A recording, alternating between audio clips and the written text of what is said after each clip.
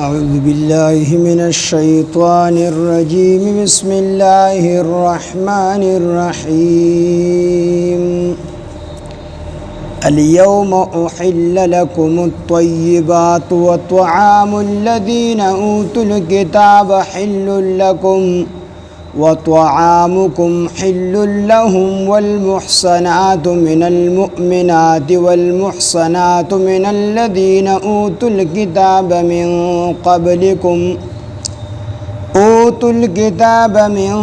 قبلكم إذا آتيتموهن أجورهن محسنين غير مسافحين ولا متخذي أخدان ومن يكفر بالإيمان فقد حبط عمله وهو في الآخرة من الخاسرين صدق الله العظيم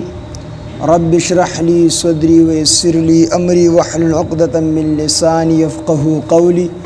رب زدني علما سبحانك لا علم لنا إلا ما علمتنا إنك أنت العليم الحكيم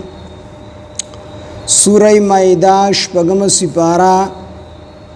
آیات نمبر 5 اليوم ننرز احل لكم الطیبات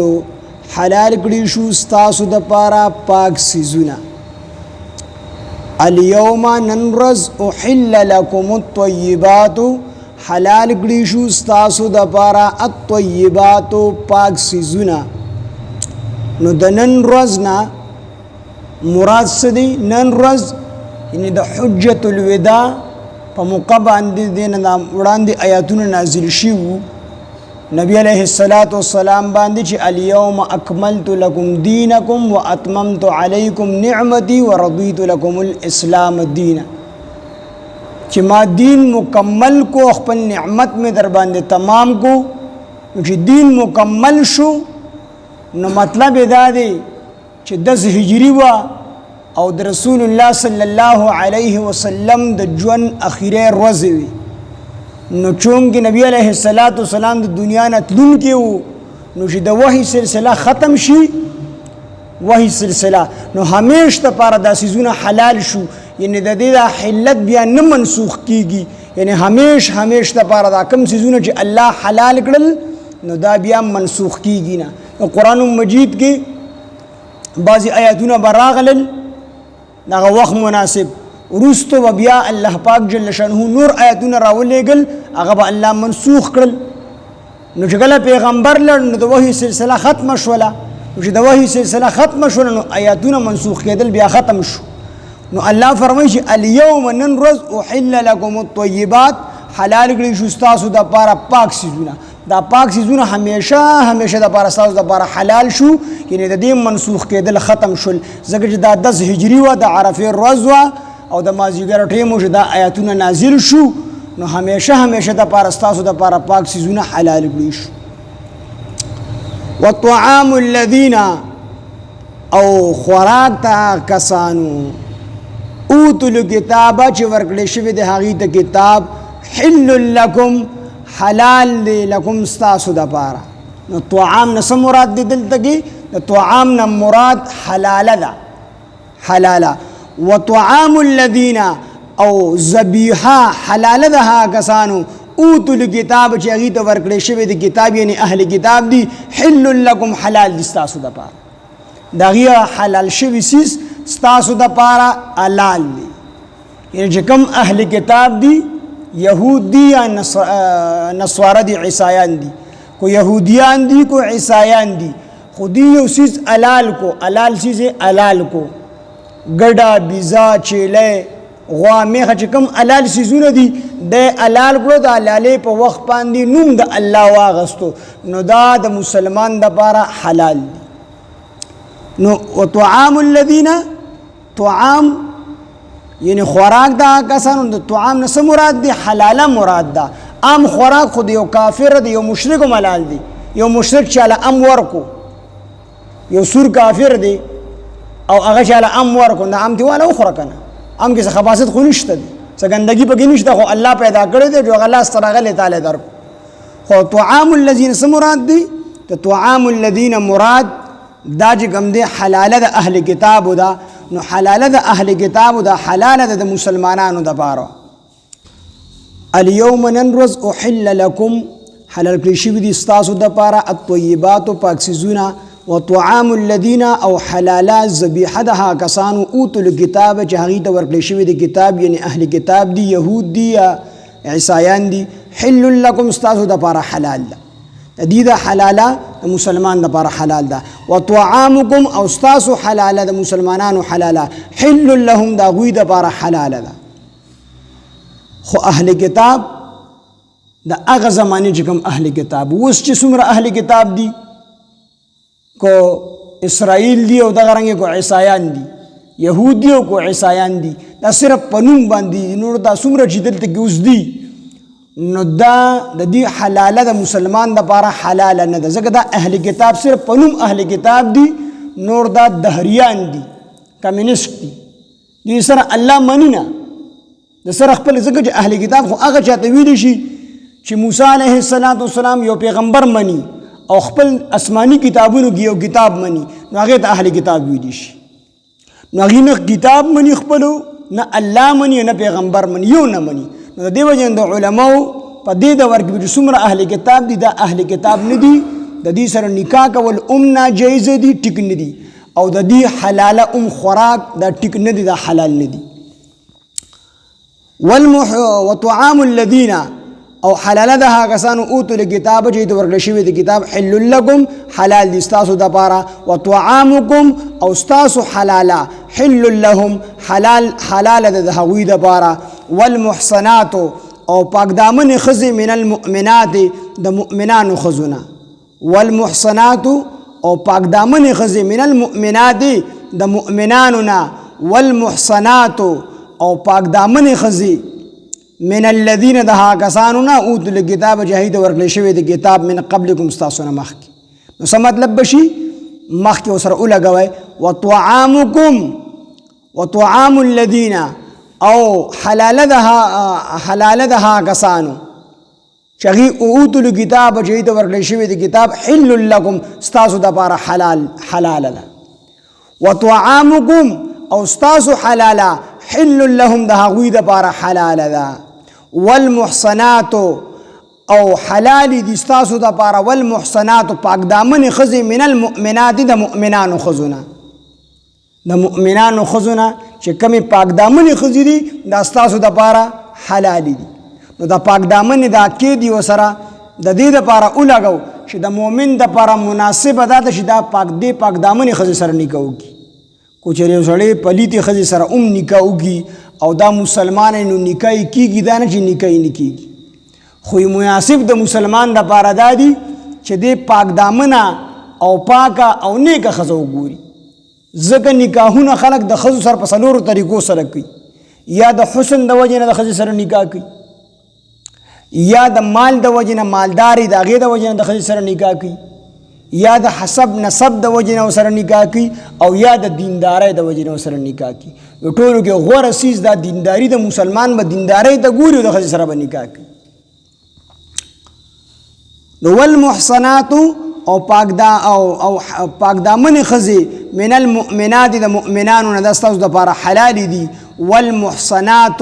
او ستاسو دپاره حلال دي والمحصنات پاک دامن ښځې من الذین د هغه کسانو نه اوتو الکتاب چې هغوی ته ورکړی شوی د کتاب من قبلکم ستاسو نه مخکې یعنی اهل کتاب ته مراد دي یهود او نصوارا یعنی د یهودیانو او د نصوارو چې کوم پاکې ښځې دي دا ستاسو دپاره حلالې دي خو تاسو ته مو ووایي په دې دور کې نه دې دور کې چې څومره یهود او نصوارا دي صرف په نوم باندې دي نو دا ټول دهریان دي کمیونیسټ دي دي د سره الله نه مني خپل کتاب منل خو لویه خبره ده نه خپل کتاب مني نه پیغمبر مني نو د دې وجې نه په دې دور کې د دې سره نکاح کول دا جایز نه دي او که یو داسې یهودي یا عیسائی بلو شي چې هغه خپل کتاب مني الله مني او پیغمبر خپل مني موسی علیه السلام مني عیسی علیه السلام مني بل یو پیغمبر مني او آسماني یو کتاب مني په دې دور کې صحیح عیسائی ملو شي نو بیا ورسره نکاح کول غوره نه دي غوره ورسره نکاح کول نه دي. ځکه ورسره غوره نه دي چې تا د دغې ښځې سره نکاح وکړله نو د دې ښځې اثر په اولاد باندې پرېوځي. د دې وجې نه حضرت عمر رضی الله عنه په خلافت کې چې کله لبنان او شام وغیره علاقې فتح شولې نو خلکو د اهل کتابو سره نکاحونه کول شروع کړل مسلمانانو. حضرت عمر رضی الله عنه ته چې کله پته ولګېده عمر رضی الله عنه هغې منع کړل وایي تاسو به د اهل کتابو سره نکاحونه نه کوئ. خلکو اعتراض وکړو امیر المؤمنین الله اجازت راکړې ده چې د اهل کتابو سره نکاح وکړئ. والمحصنات من الذين اوتوا الكتاب من قبلكم الله اجازت راکړې ده چې تاسو د اهل کتابو سره کو نکاحونه کوئ نو نکاح کولی شئ او ته یې منع کوې دا ولې؟ نو حضرت عمر رضی الله عنه د هغې وجې وښودلې او هغه وویل زه ستاسو نه دا خبره ښه پېژنم چې الله اجازت راکړې دی چې تاسو د اهل کتابو سره نکاح وکړئ. خو د عربو ښځې چې کومې دي دا دین صحیح پېژني دا دین پېژني دینداره دي نو چې تاسو د هغې سره نکاحونه شروع کړئ نو د عربو دا ښځې به څه کوي؟ دې سره به څوک نکاح کوي؟ اگر چې هغه د لبنان او د شام خلک ښایسته دی نو تاسو ښایست پسې نه شئ خو دیندارۍ پسې لا نه شئ نو د دینداره ښځو سره به څوک نکاح کوي؟ نو چې کله ښځه دینداره نه وي نو د دې اولاد هم بیا دینداره نه وي ځکه پلار خو د بار سړی وي. د ماشوم لومبۍ مدرسه دا د مور غېږه ده او د ماشوم نه چې سړی جوړیږي او دې مقام ته رسیږي دا د مور د وجې نه رسیږي. شیخ عبدالقادر جیلانی رحمه الله دا ډېر لوی اوچت شخصیت تیر شوی دی. هغه نه دا دومره لوی مقام ورته الله څنګه ورکو؟ وي د مور فرمایي چې ما کله شیخ عبدالقادر جیلانی له پی ورکړي دي په وړوکوالي کې نو ما ورله بغیر د اودس نه پی نه دي جوړ کړی پی نه دي ورکړی چې کله به ما دله پی ورکول نو ما ورله په اوداسه کې پی ورکړي دي او په اودس کې مې دله چې کوم دی پی ورکړي د هغې برکت دا دی چې د ده نن شیخ عبدالقادر جیلانی جوړ شو. نو د مور په تربیت کې دا ډېر لوی اثر وي. خواجه اجمیری رحمه الله دی یو پیره د بنګال په سفر باندې لاړو نو د بنګال په سفر باندې چې لاړو نو ډېر خلک ورسره مسلمانان شو. 1,00,000 کسان د ده په لاس باندې مسلمانان شو د خواجه معین الدین اجمیری رحمه الله په لاس باندې 1,00,000 هندوانو ایمان د ده په لاس باندې او د ده د تبلیغ د وجې نه 2,00,000 کسانو ایمان راوړو او 1,00,000 کسانو د ده د وجې نه د ګناهونو نه توبه وویستله په دغه یو سفر کې. دې چې کله کور ته راغی ډېر زیات خوشحاله و خواجه معین الدین اجمیری رحمه الله. مور ورته وایي معین الدین ته خو ډېر زیات خوشحاله دا ولې؟ دی ورته وایي مور ډېر زیات خوشحاله په دې یم چې زه په دې یو سفر باندې د بنګال لړم نو په دې کې الله پاک زما په وجه باندې 1,00,000 هندوان مسلمانان کړل او 1,00,000 کسانو ته الله پاک د توبې توفیق ورکړو د ګناهونو نه هغه نیکان جوړ شو زما په لاس باندې بیعت وکړو. مور ورته وایي بچي دا ستا کمال نه دی دا زما کمال دی. خواجه معین الدین اجمیری رحمه الله ورته وایي مور کسان زما په لاس مسلمانان شو او ته وایې چې ستا کمال نه دی دا زما کمال دی. هغه ورته وایي دا څنګه؟ وي دا داسې وي بچیه تاله چې ما کله پی درکړي دي نو ما تاله پی په اوداسه کې درکړي دي. دویم تاله چې کله ما پی درکړي دي نو تاله ما چېرته په سرتور سر باندې پی نه دي درکړی لوپټۍ په سر باندې اچولې ده او تاله مې پی درکړي دي او ته چې د کور نه وځې نو زه ستا پسې وروسته دعاګانې کوم چې الله پاک زما بچی کامیاب کړي. نو بچیه دا ستا کمال نه دی دا زما کمال دی. نو چې مور دینداري بچی الله پاک جل جلاله د هغې د تربیت ته وجې بیا دینداره کوي نو د دې وجې نه د اهل کتابو سره نکاح غوره نه دی. خو یو سړي ورسره نکاح وکړله نو خطره دا ده چې کیدای شي د ده دا بچی جایز خو دی او کیدای شي د ده دا بچی اهل کتاب شي اهل کتاب یهودي شي یا نصراني شي. د ولی خان بابا ورور شیخ صاحب خپل تفسیر کې لیکلي دي وی هغې د یو میمې سره چې کوم دی نکاح وکړو د عیسایانې سره خلکو ورته خلکو منع کړ چې لکه د دې سره نکاح مه کوو نکاح ورسره نه کېږي خو هغه وایي چې دا خو اهل کتابه ده زه ورسره نکاح کوم. نو ډاکټر خان نوم و د هغه وایي چې هغه ورسره کله نکاح وکړله نو د هغې نه د هغې لور پیدا شوله او چې کله دې لور پیدا شوله لویه شوه نو هغې لورې بیا د سیک سره واده وکړو. نو دا د هغې مور هغه نحوست و. نو د دې وجې نه چې ښځه دینداري نو اولاد بیا دیندار. نو د دې وجې نه وایي چې غوره نه دي چې تاسو د اهل کتابو سره کو صحیح اهل کتاب ته میلاو شي بیا غوره نه دي. بهتر دا چې مسلمان د مسلمان سره نکاح وکړي او د مجبورۍ په حالت کې صحیح اهل کتاب میلاو شي نو الله جایز کړي دي، جواز پکې شته دي. نو فرمایي الله والمحصنات او حلال دي پاک دامن ښځو سره نکاح کول من الذین د هغه کسانو سره والمحصنات او پاک دامن ښځې من الذین د هغه کسانو نه اوتوا الکتاب چې هغوی ته ورکړل شوی د کتاب من قبلکم ستاسو نه مخکې اذا کله چې آتیتموهن تاسو ورکئ د ښځو ته اجورهن د دوی مهرونه. نو مهر په نکاح کې شرط نه دی، خو مهر د اډور نه کو نکاح کیږي، مهر خود به خود مقرریږي، خو مهر ورکول واجب دي، ورکای به خامخه. یو سړی وی چې زه مهر نه در کوم او زما د ښځې سره نکاح وشوه، نکاح کې مهر مقرر نه کړي، نکاح وتړي، نو خود به خود مهر مقرریږي، کو ته مقرره کو نه مقرره مهر مقرریږي، مهر ورکول دا واجب دي. اذا آتیتموهن هر کله چې تاسو ورکئ دوی ته د ښځو ته اجورهن د دوی مهرونه محسنین په قید د نکاح کې راوستونکي به یې، محسنین په قید د نکاح کې به تاسو راوستونکي یې، غیر مصافحین نه به ښکاره بدکاري کوونکي یې، ولا متخذي اخدان او نه به پټ اشنایي نیونکي یې. یعنې تاسو کو اهل کتابو سره نکاح کوئ، اهل کتاب ستاسو دپاره حلال کړل شوي دي، مسلمانان هم ستاسو دپاره حلال کړل شوي دي، خو څو په طریقه د نکاح باندې محسنین په قید د نکاح کې راوستونکي به یې تاسو، یعنی تاسو به نکاح کوئ نو الله د ستاسو دپاره حلال دي. غیر مصافحین نه به یې ښکاره بدکاري کوونکي، نه به یې ښکاره بدکاري کوونکي چې تاسو بس نکاح ونه تړو او دقسې مو ښځه را روانه کړه یا بدکاري مو اټیم سره خو ته پیدا واغستله، داسې به نه یې. ولا متخذي اخدان او نه پټ اشنایي نیونکي، نه به اوسه ښکاره دوستانه کوي نه پټه دوستانه کو اخلي، کو عیسائی نه اخلي، یهوده نه اخلي، مسلمان اخلي، نو په نکاح باندې به اخلي. الله غي حلاله ده چې نکاح به ګني تړلی شوي نو تش په یارانه کوونکي، کو پټه یاراني کو ښکاره یاراني، په یو طریقه باندې حلاله نه ده تر څو چې پکې نکاح نه وي تړلی شوي. ومن یکفر او څوک چې کفر وکړي بالایمان په ایمان سره فقد حبطا نو په تحقیق سره ختم شو عمله عمل ددو، ضایع شو عمله عمل ددو، وهو فی الاخرة من الخاسرین او دیو په آخرت کې خاسرین د تاوانیانو نه وي. الیوم نن ورځ احل لکم حلال کړي شو ستاسو دپاره الطیبات پاک څیزونه، وطعام الذین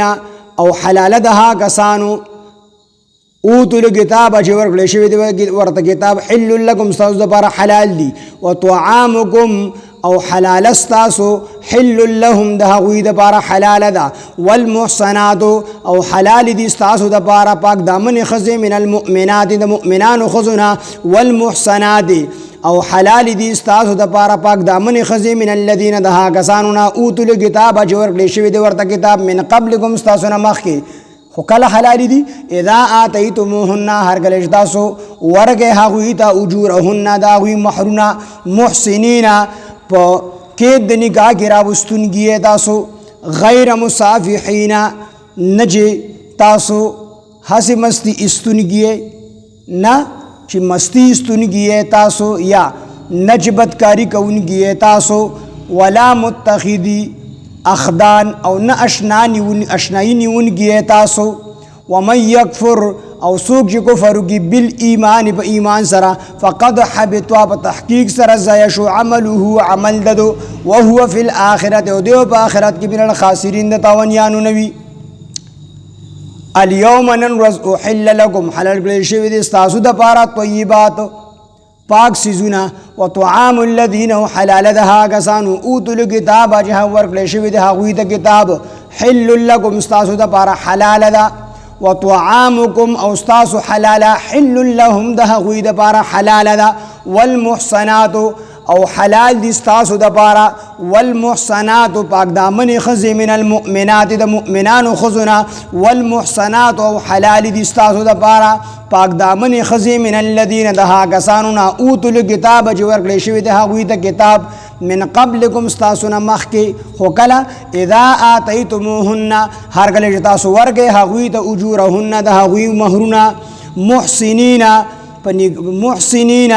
پکې د نکاح کې راوستونکي تاسو اجورهن تاسو مهرونه ورکوونکي هغوی ته محسنینا پکې د نکاح کې راوستونکي تاسو غیر مصافحین نجخ کاره بدکاری کوونکي تاسو ولا متخذی اخدان او نه پټ اشنایی نیونکي تاسو ومن یکفر او څوک چې کفر وکړي بالایمان په ایمان سره فقد حبط په تحقیق سره ضایع شو عمله عمل د هغه وهو فی الاخرة او هغه په آخرت کې من الخاسرین تاوانیانو نوي سبحان الله بحمده سبحانك اللهم بحمدك نشهد ان لا اله الا انت نستغفرك ونتوب اليك سبحان ربك رب العزة عما يصفون وسلام على المرسلين والحمد لله رب العالمين